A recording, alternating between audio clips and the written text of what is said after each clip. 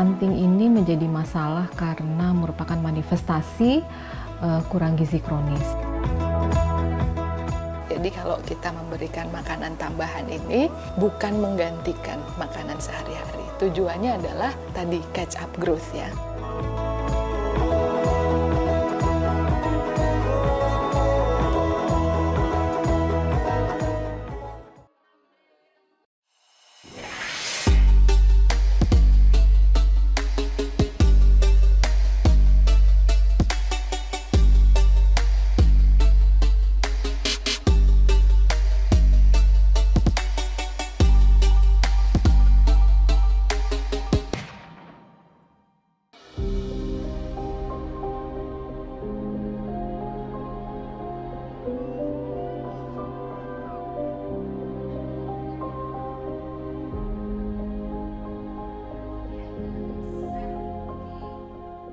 Jadi memang stunting ini menjadi masalah karena merupakan manifestasi kurang gizi kronis. Artinya dalam rentang waktu yang panjang terjadi malnutrisi dan terlihat pada statur atau tinggi badan yang tidak sesuai dengan kelompok umurnya. Jadi anak ini kalau dibandingkan dengan teman-teman sebayanya itu terlihat lebih pendek. Jadi kalau anak yang lahir kemudian mengalami stunting, biasanya karena riwayat ibunya waktu hamil itu juga punya kendala atau masalah dalam gizi.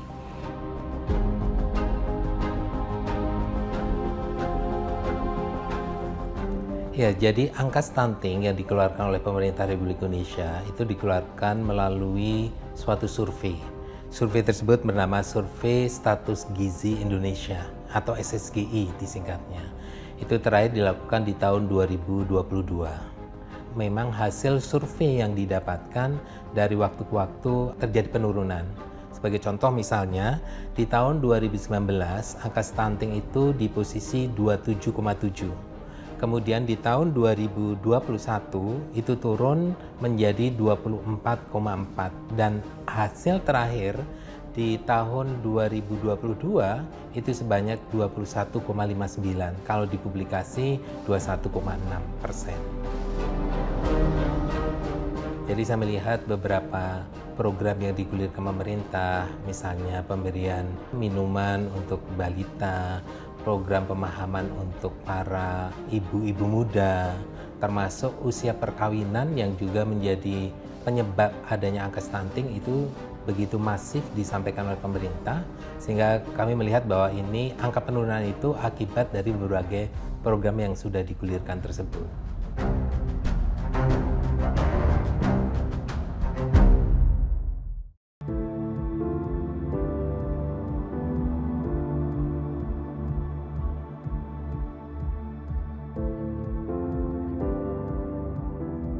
Pemberian makanan tambahan itu artinya ada makanan yang ditambahkan. Ditambahkan dari yang mana? Ditambahkan dari makanan biasanya. Kenapa perlu pemberian makanan? Jadi tadi untuk penurunan stunting ya. Jadi stunting ini kan proses di mana pertumbuhan anak itu tidak sesuai dengan seharusnya.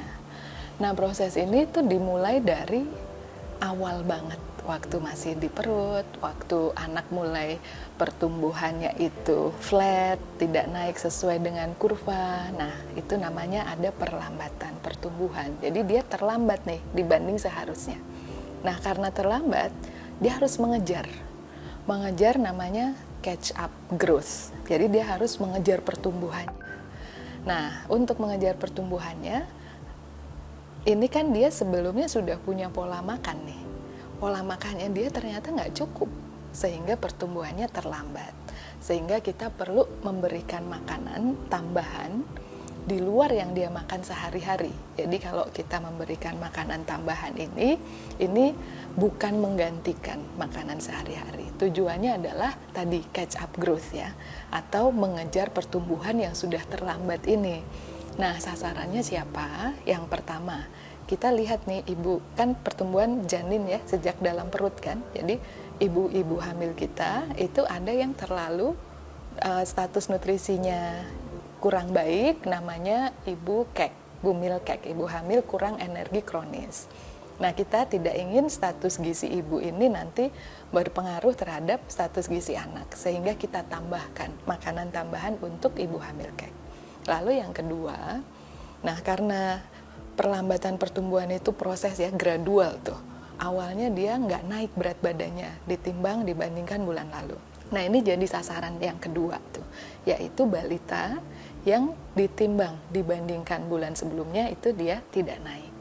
Itu yang kedua ya. Sasaran yang ketiga, ini balita yang sudah agak lama nggak naik, mungkin baru ketangkep nih karena dia mungkin tidak ditimbang setiap bulan. Nah, dia udah di bawah garis merah, namanya underweight gitu, atau berat badan kurang. Nah, itu juga mesti dapat makanan tambahan. Dan yang terakhir, yang gizi kurang. Gizi kurang itu anak yang kurus. Kurus itu kita bandingkan berat badan dengan tinggi badannya. Jadi sasaran kita ada 4 untuk makanan tambahan itu ibu hamil kek, lalu balita yang tidak naik berat badannya, balita yang berat badannya kurang atau underweight, tadi di bawah garis merah berat badan terhadap umur, dan yang terakhir balita yang gizi kurang.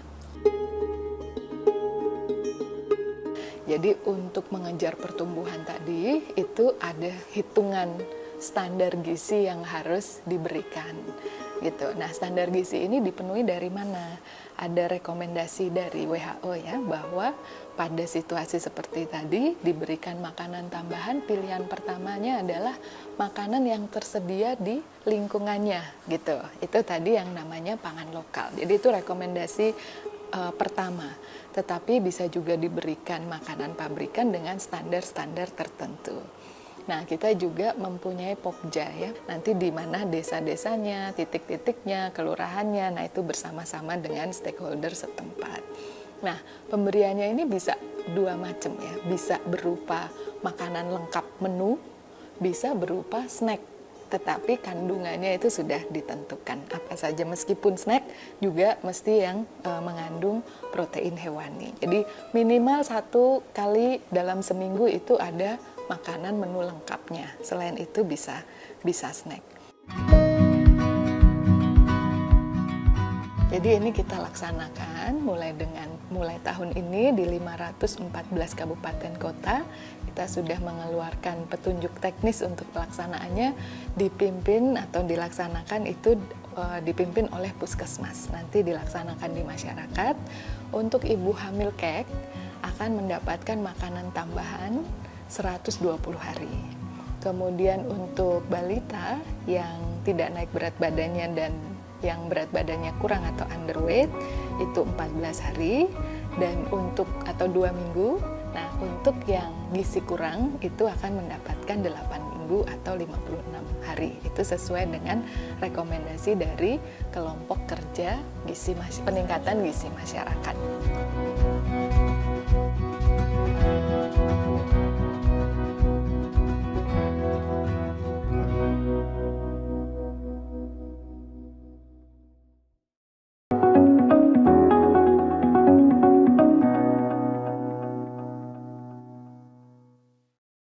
Asal dari mana ya? Kalau untuk asal, saya aslinya dari Gianyar, Pak. Villa atau properti di Bali ini seperti apa sih sekarang? Ya, kalau tren secara desain ya, Pak ya. Ini super luar biasa. Super luar biasa, gede banget. Biasa saya ada di ini kembali bersama saya Novara Krisna di acara Ngopi Bali, ngobrol produktif inspiratif dari Bali.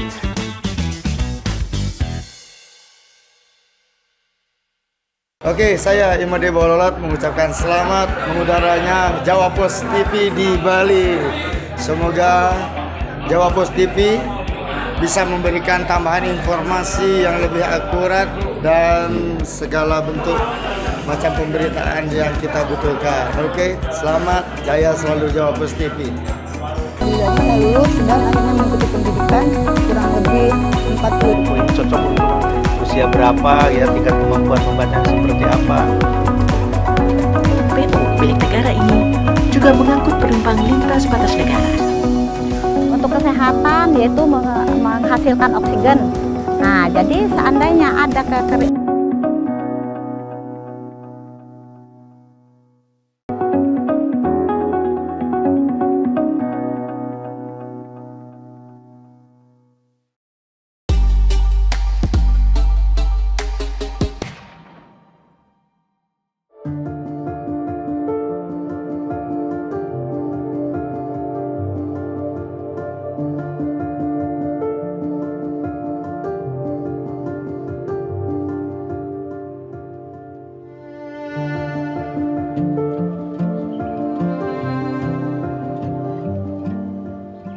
pada tahun 2019 kasus stunting kita ada 646 balita. 646 balita itu per Desember 2022 itu ada penurunan, kita menjadi dari 646 itu menjadi 198 balita yang masih dinyatakan stunting. Per Februari 2023 dari 198 balita itu sudah terjadi penurunan kembali, itu menjadi 126. Nah, setelah itu kita adakan penimbangan dan pengukuran serentak pada bulan Mei ini. Nah, pada saat bulan Mei itu dari 126 balita itu tinggal 103 balita di tahun 2023. Terima kasih. Jadi alhamdulillah syukur kita Kabupaten Oku Timur kita mendapatkan dak non fisik. Dak non fisik ini untuk pemberian makanan tambahan ini kita mendapatkan kalau tidak salah angkanya 7 miliar. Dan ini digunakan untuk pemberian makanan tambahan yang berbahan pangan lokal.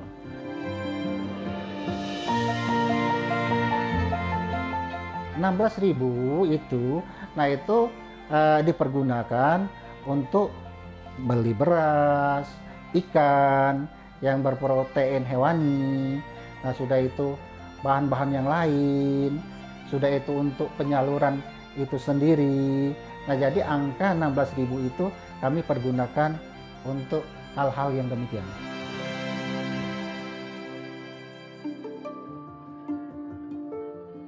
Dalam hal pemberian tambahan pangan lokal ini tadi kita sesuaikan dengan potensi yang ada di desa tersebut. Jadi contohnya seperti ini, Oku Timur ditunjuk sebagai kampung patin secara nasional. Artinya bagaimana semaksimal mungkin pemberian protein atau pengganti susu ini tadi itu menggunakan bahan baku patin. Untuk wilayah-wilayah yang potensinya bukan patin seperti telur bebek, nah itu dikemas sedemikian rupa telur bebek ini menjadi bahan baku tambahan untuk si anak yang akan kita treatment sehingga tidak terjadi stunting ke depannya seperti itu deh.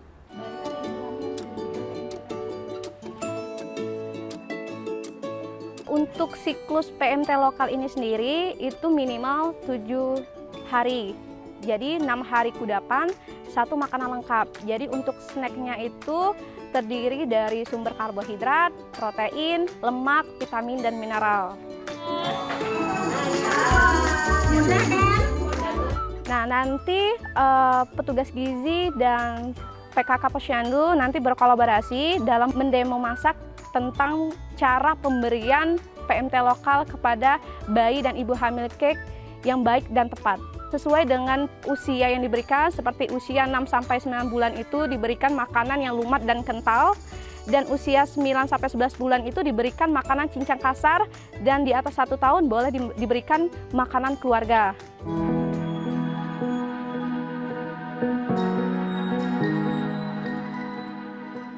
Untuk pasien kadang kita yang datang ke Posyandu, setiap saat Posyandu itu antara 30-40 orang. Dan pemberian PMT-nya mereka berasal dari program yang pernah dicanangkan oleh Ibu Bupati dengan program KAK tadi. Jadi dari warga, oleh warga, dan untuk warga. Dan itulah untuk pembagiannya PMT selalu diberikan dari program KAK.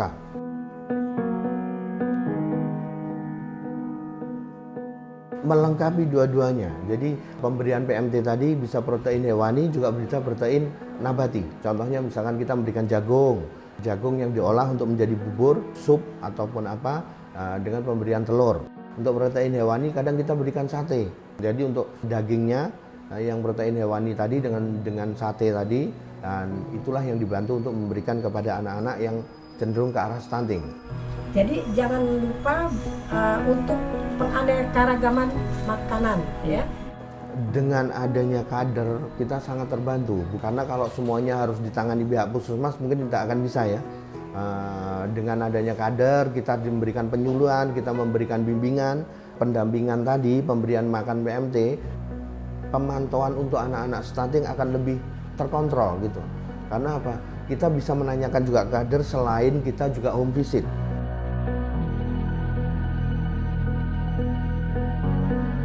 Kami petugas dari Posyandu, bila ada balita yang stunting atau ibu hamil, kami melaporkan ke petugas kesehatan, dirujuk ke puskesmas. Kami mengumpulkan ibu hamil dan balita yang stunting dan gizi buruk tadi atau gizi kurang, dikumpulkan di situ. Kami habis itu disuruh makan bersama di situ. Kalau bagi balita atau ibu hamil yang ada halangan nggak bisa hadir, kami ngantar sekalian melakukan home visit ke rumah balita dan ibu hamil tersebut.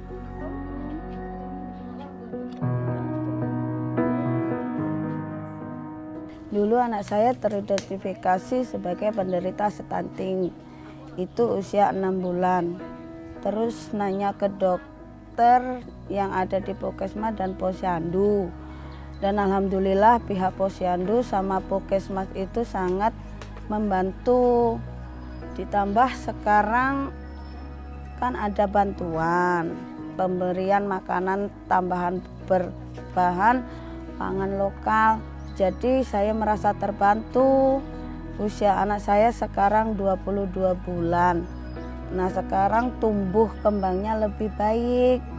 Bantuan yang diberikan itu berupa makanan jadi, kadang juga ada bahan mentahnya. Saya juga inisiatif menanam sayur buat tambahan gizi anak. Kader Posyandu sering ngasih penyuluhan ke saya gimana caranya memasak sama memberikan makanan ke anak saya. Dan alhamdulillah sekarang tumbuh kembangnya lebih baik.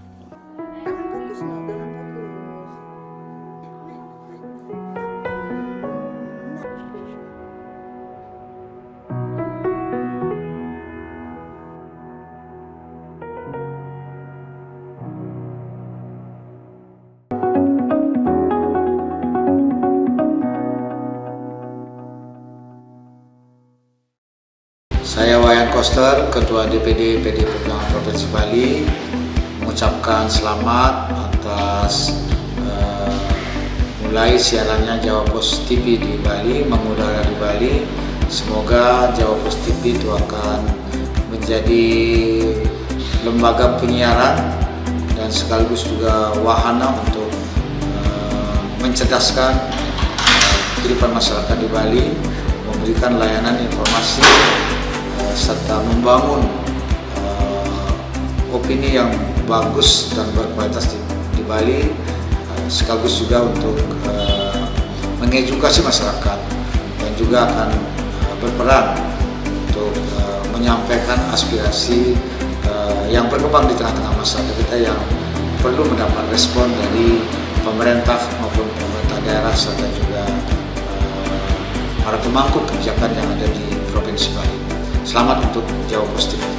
Pengurus Pusat Partai Demokrat, Agus Harimurti Yudhoyono. Ini disampaikan Ketua Umum PSI Kaisang Pangarep Dayana, Selasa 24 Oktober di Pengadilan Tindak Pidana. Kegiatan yang berlangsung hingga Hari Sumpah Pemuda 28 Oktober 2023 mendatang. Ketua Dewan Pimpinan Daerah Partai PDI Perjuangan Bali, Wayan Koster, menargetkan kemenangan.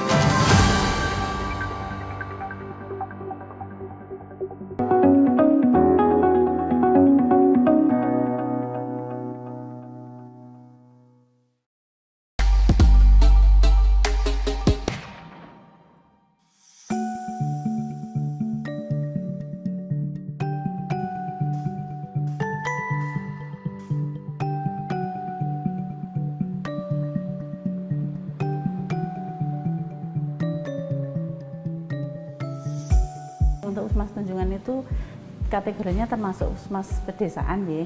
Terus kita itu punya wilayah 15 desa dengan jumlah penduduk 52.100. Terus kita punya 76 posyandu. yang tersebar di 15 desa. Kebetulan untuk stunting kita tahun ini sekitar 314 nih, itu sekitar 11,7% dari jumlah balita yang ada.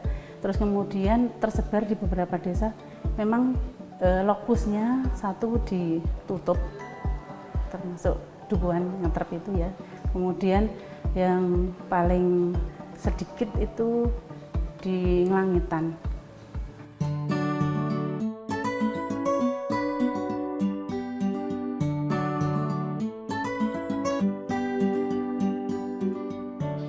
Ya, untuk target penurunan stunting sebetulnya kita targetnya kalau nasional 14 ya, maksudnya kalau di atas 14 itu sudah dihitung daerah lokus. Untuk Puskesmas Tunjungan kemarin kalau total itu memang cuma 11,7% kurang lebih, masih di bawah nasional. Tetapi ada beberapa desa tadi yang di atas 14%, seperti Tutup dan Kalangan. Dua desa itu sebetulnya yang di atas 14%. Jadi dengan berbahan pangan lokal ini kita malah justru bisa memberikan contoh pada masyarakat bahwa kalau memberi PMT seperti ini loh, karena di dalam pemberian PMT itu selain diberikan, kita mendampingi juga ada demo masak, cara memasak yang benar itu seperti apa untuk pembuatan PMT. Terus masyarakat juga dikasih penyuluhan biar pengetahuannya meningkat, sehingga harapan kami setelah ini masyarakat nanti bisa berkesinambungan. Artinya kalau PMT dari yang program itu selesai, nanti bisa dilanjutkan sendiri secara mandiri atau berswadaya ya, dari diri sendiri, karena bahan pangan lokal mudah didapat di daerah kita, dan pastinya keluarga punya potensi untuk bisa mandiri menyelenggarakan PMT yang sesuai dengan standar gizi.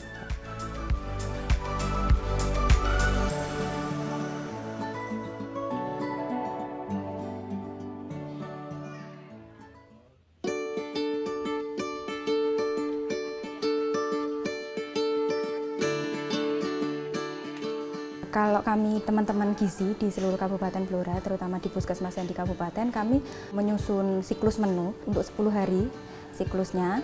Kemudian siklus ini dikumpulkan untuk direkap sama teman-teman di puskesmas, diambil masing-masing teman-teman puskesmas mengambil menu yang mungkin bisa mereka gunakan di wilayah masing-masing, karena kemampuan dari wilayah berbeda, kemampuan dari tenaga pengolah juga mungkin berbeda. Jadi masing-masing teman-teman puskesmas memilah siklusnya 10 hari. Kemudian dari siklus 10 hari tersebut, ketika dipraktekkan, kita lihat daya terimanya ke sasaran. Daya terima ke sasaran ini langsung kita evaluasi di saat itu juga. Misalnya pada saat ini olahan daging ini diolah, digoreng misal. Sasaran tidak terlalu suka, mungkin ternyata sasaran lebih suka kalau olahan daging ini tidak dalam bentuk digoreng. Untuk siklus kedepannya, siklus daging ini akan langsung dirubah dengan makanan yang dikukus atau dimasak dalam bentuk lain yang bukan digoreng.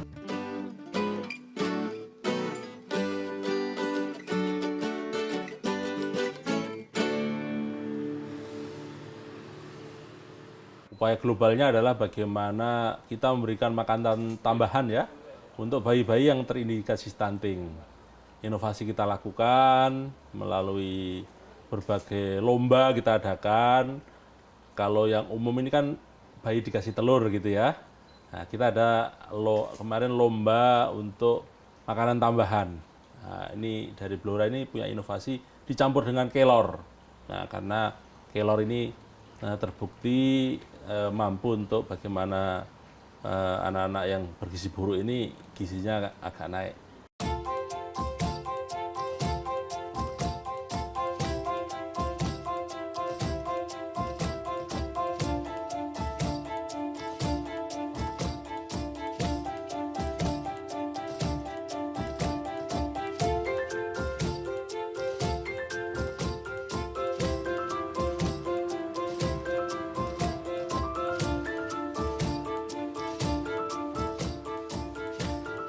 Untuk anggaran stunting, terutama di PMT lokal, kami sebar di 26 puskesmas yang mencakup 295 desa dan kelurahan, anggaran kami 3,3 miliar, kami mampu menyerap 3,2 miliar.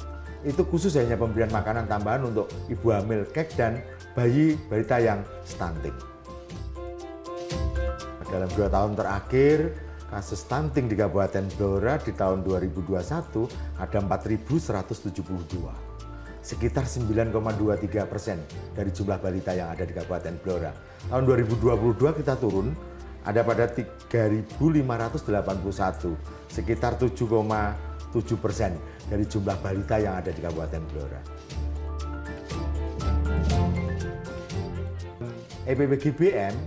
EPP-GBM itu hasil penimbangan serentak ataupun elektronik pencatatan dan pelaporan gizi berbasis masyarakat, kami semakin menurun. Dari tahun 2021 terdapat 9,3% jumlah balita yang mengalami stunting di Kabupaten Blora. Di tahun 2022 angka stunting di Kabupaten Blora berdasarkan EPP-GBM 7,78. Di tahun 2023 ada di angka 6,7. Hasil EPP-GBM inilah yang kami pakai untuk melakukan satu intervensi pada masyarakat yang stunting. Karena apa? Di dalam EPP-GBM itu jelas ada bayi name dan bayi address yang bayi dan balita yang kena stunting.